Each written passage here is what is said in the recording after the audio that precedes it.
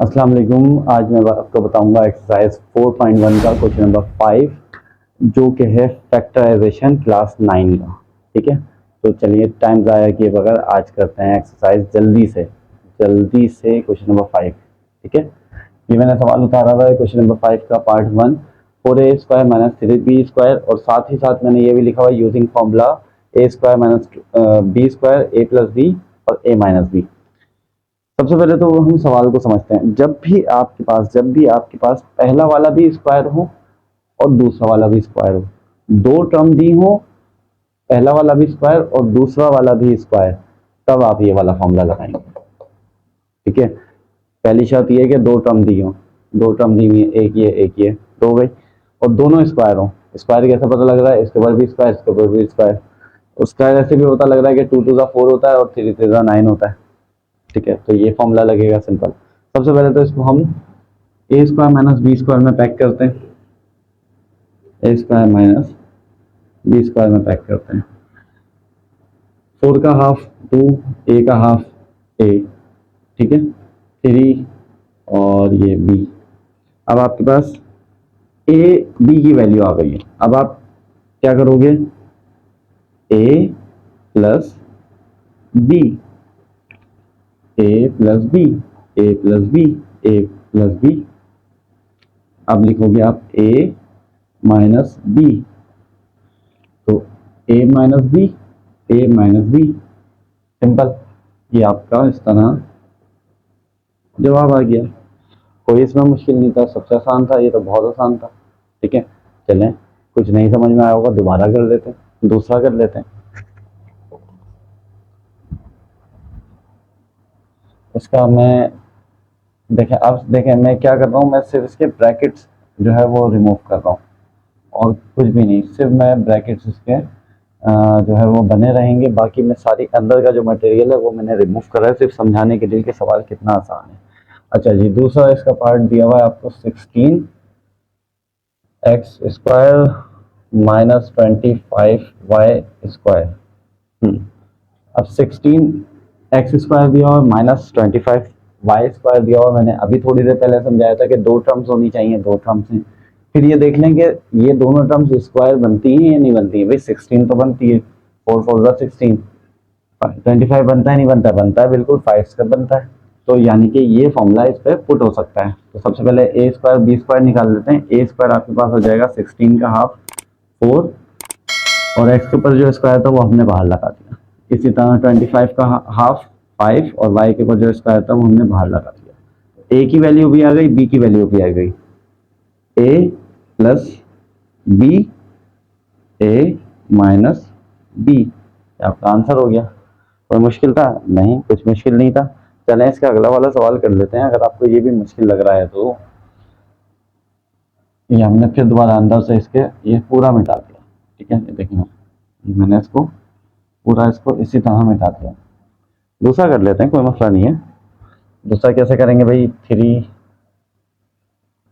100 उतारा, x² उतारा, z² उतारा, माइनस y4 लिखा। ठीक है, अब a और b की वैल्यू निकालनी है ना, तो a और b की 100 का स्क्वायर क्या होता है?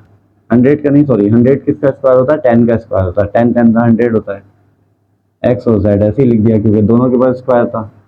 चलो भाई y का स्क्वायर निकालते हैं। y का स्क्वायर, स्क्वायर तो बाहर है, ये y4 था ना, तो इसको हमने हाफ कर दिया, 2 2 4 हो जाएगा। अब x की वैल्यू भी आ गई, सॉरी a की वैल्यू भी आ गई और b की वैल्यू भी आ गई।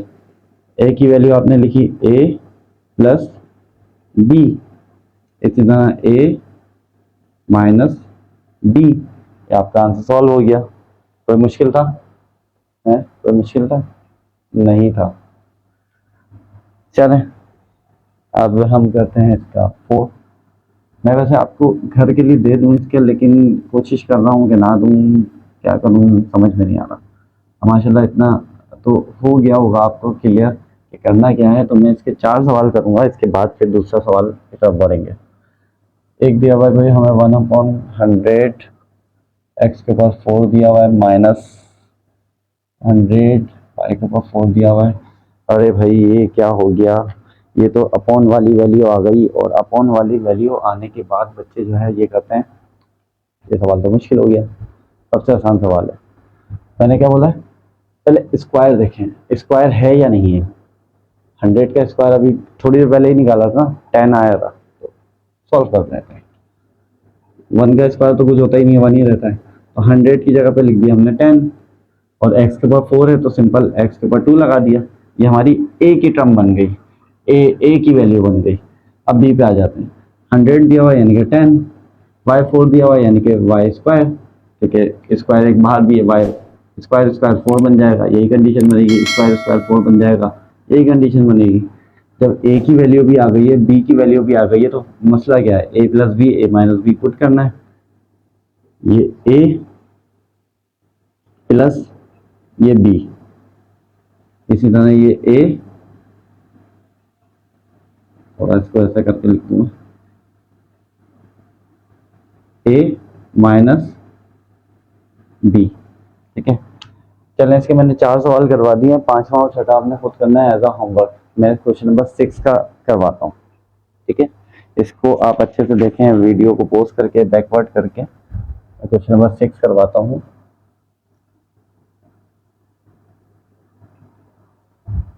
अब बच्चे बोलेंगे सर आपने ये फॉर्मूला क्यों नहीं मिटाया, तो ये एफ मिट गया। फॉर्मूला इसलिए नहीं मिटाया क्योंकि क्वेश्चन नंबर 6 में भी शायद यही फॉर्मूला लग जाए। चलें देखते हैं, 2x प्लस जेड, ठीक है। इसी तरह यहाँ पर, सॉरी माइनस डालना भूल गया, 2x माइनस जेड, जेड है, वाई है, फॉर्मूला ठीक है, जेड है, ठीक है।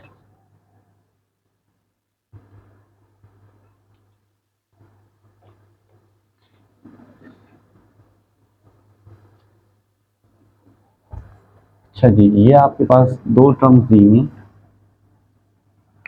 ठीक है। ये भी 2 टर्म दी हुई हैं और दोनों स्क्वायर हैं। कैसे पता चल रहा है, स्क्वायर लगा हुआ है, दरमियान में माइनस भी लगा हुआ है, यानी कि यही फॉर्मूला लगना है।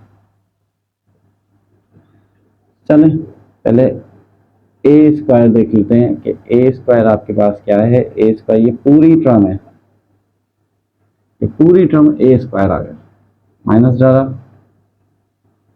यहाँ लगाएंगे स्क्वायर, ठीक है। अब बी की टर्म उतारते हैं, ये पूरी टर्म आपके पास बी की टर्म है, ठीक है। ये पूरा ए, ये पूरा बी, स्क्वायर बाहर लग गए। अब ए अंदर वाला है, बी अंदर वाला है। अब ए प्लस बी, ए माइनस बी करना है, तो ये यहाँ पर हम उतारेंगे ए की वैल्यू उतारी, प्लस लगाया, अब बी की वैल्यू उतारेंगे। बी की वैल्यू क्या है भाई, 2x माइनस जेड, ए प्लस बी आ गया। अब ए माइनस बी करते हैं, ये पूरा ए उतार दिया, माइनस ये पूरा बी उतारेंगे।